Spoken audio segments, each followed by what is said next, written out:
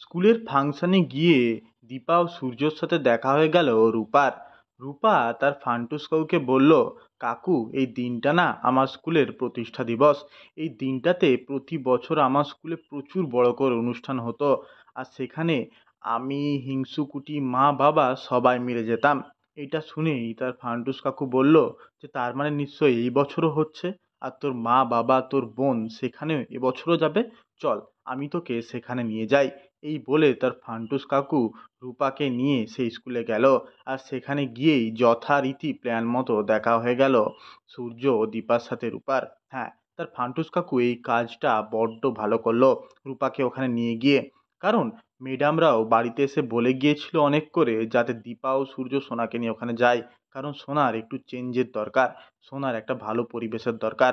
তাই দীপা সূর্য শেষ পর্যন্ত সিদ্ধান্ত নিল যে তারাও স্কুলের ফাংশনে যাবে। আর সেখানে গিয়েই দেখা হয়ে গেল তাদের রূপার সাথে। রূপা তার মা বাবাকে আবার ফিরে পেল। আর এইদিকে সেনগুপ্ত পরিবারে তো প্রচণ্ড গোলমাল হচ্ছে। সবাই দীপার দিকে আঙুল তুলছে যে দীপা শোনার কথাটা একবারও ভাবছে না। আর সেই সময়ই ফোনে একটা ফোন এলো পুলিশ স্টেশন থেকে। ফোনটা ধরে জানা গেল যে তারা নাকি রূপার মতো কাউকে একজন পেয়েছে। কিন্তু দীপা ও সূর্য সেখানে গিয়ে দেখলো সে আদতে রূপা নয়, সে একটা অন্য মেয়ে। অন্য মেয়েকে তারা তুলে এনেছে। তাদের মা বাবা তাকে দেখে যে আনন্দটা পেয়েছিল, সে আনন্দটা দেখে দীপা যেন আরও ভেঙে পড়ল। দীপা তখন আরও ভাবতে শুরু করলো যে রূপা তাহলে কোথায় আছে। কিন্তু সূর্য তাকে কোনো রকমে বুঝিয়ে বাড়িতে নিয়ে এলো।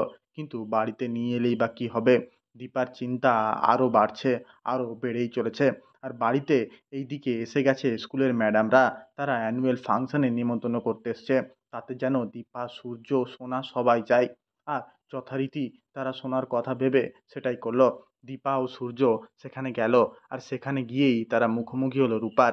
রূপা খুব বুদ্ধি খাটিয়ে তার ফান্টুস কাকুকে নিয়ে সঠিক জায়গায় সঠিক সময়ে চলে এসছে, যার ফলে সে তার মা বাবাকে আবার ফিরে পেল। হ্যাঁ বন্ধুরা, এমনটা অনুরাগের ছোঁয়ার পরবর্তী এপিসোডগুলোতে হলে আপনাদের কেমন লাগবে সেটা আমাকে কমেন্টে অবশ্যই জানাবেন। ভিডিওটা দেখার জন্য অনেক অনেক ধন্যবাদ। নমস্কার।